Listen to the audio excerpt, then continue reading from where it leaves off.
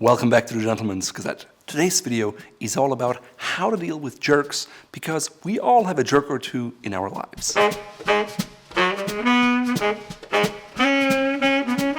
You probably had a boss who was a jerk, maybe a neighbor, a family member, a friend, or someone else who's close to you. I mean, frankly, we're all jerks sometimes. If we have a bad night's sleep, maybe if we're sick, or if we just have another thing to deal with, we can all behave like a jerk. However, we're talking more about people who are constantly and unapologetically a jerk. The weird thing is that being a jerk is sometimes correlated to being successful. For example, Steve Jobs was a bona fide jerk, yet he was very successful. So just because you're a jerk doesn't mean you're automatically successful.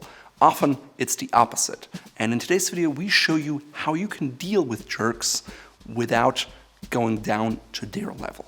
So first of all, what exactly is a jerk, and how can you earn respect without being one? To answer those questions, please check out this video here. In a nutshell, jerks are very stubborn, they're just full of themselves, they just care about themselves, they're not open to criticism or change, and they're just about winning, putting others down, and getting ahead in life no matter the cost.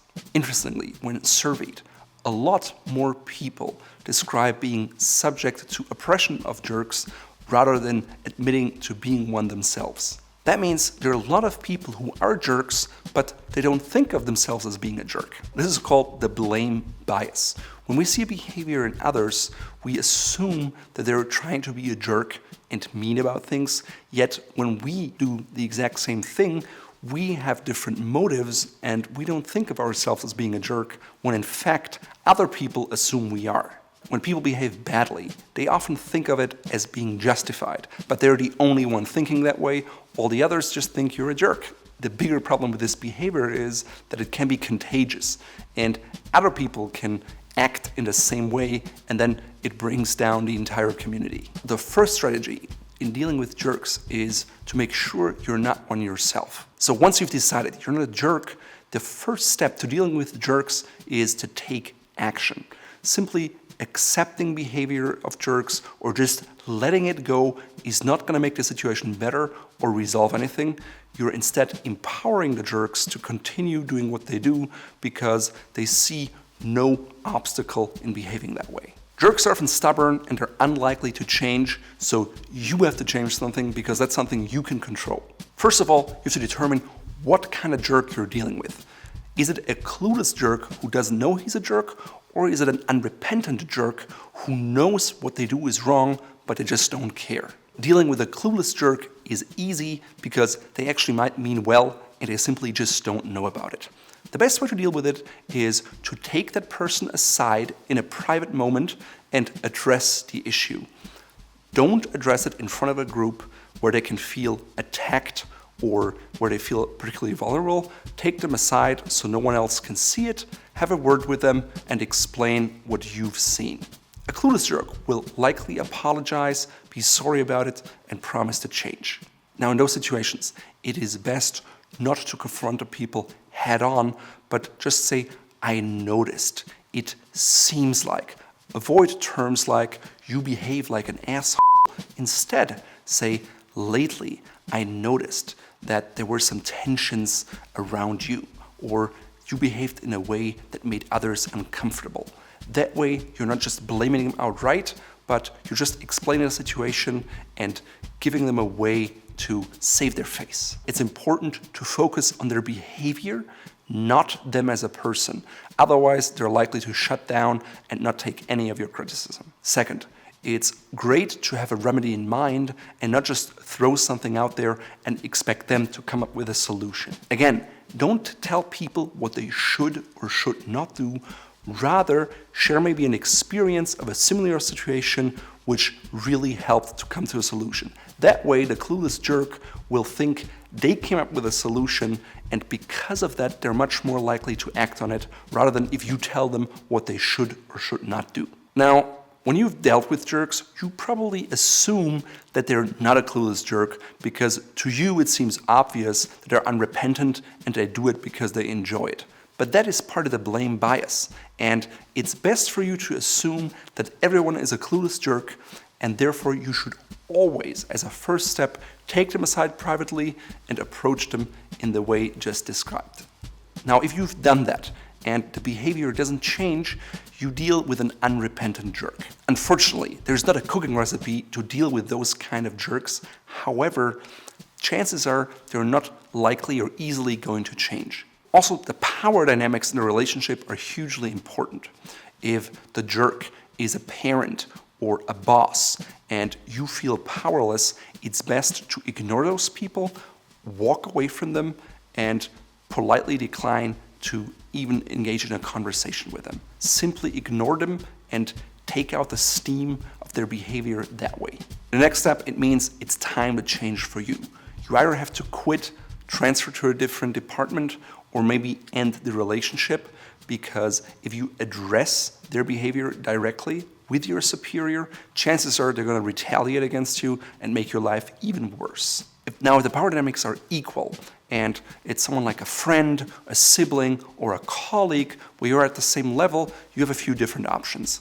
The one is to simply shun them, ignore them, exclude them from events, and have a certain icy politeness, but you're very clear that you don't want to have anything to do with them, you don't want to listen to them, and you don't want to be around them. Another option would be to fight fire with fire.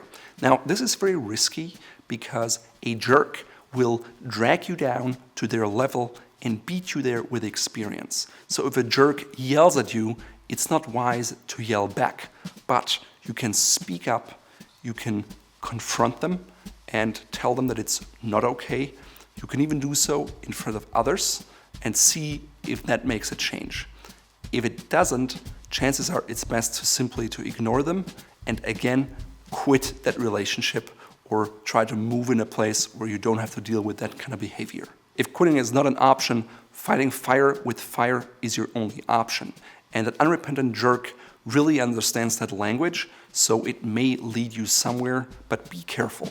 Now, what about if you have a jerk who is your employee or your subordinate? In that case, things are a lot easier. Basically, you use your power and your force to require change. You take them aside, you address the issue, you tell them what needs to happen, and if it doesn't happen, you simply fire them, and you just have to stick to that. Now, one thing that works no matter what the power dynamics are is to not give a shit. However, that's the most difficult one, and it often requires a lot of good acting and self-discipline.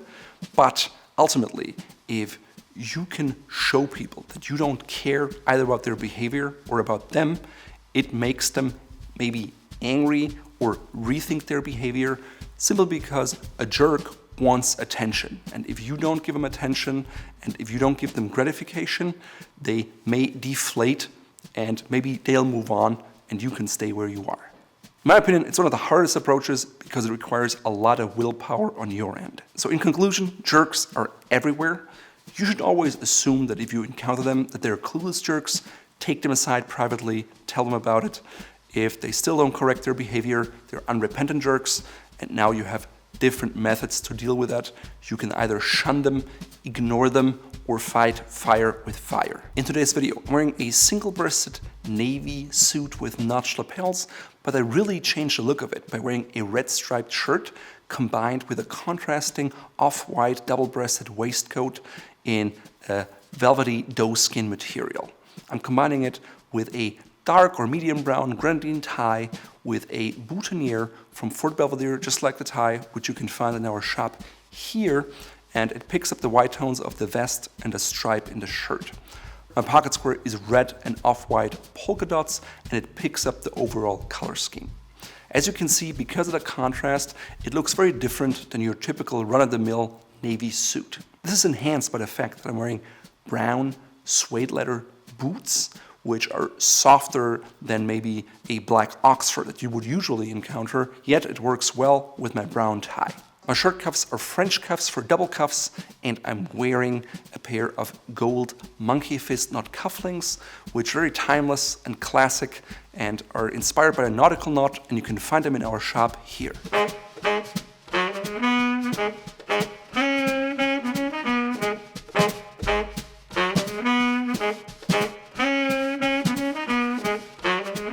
Bye.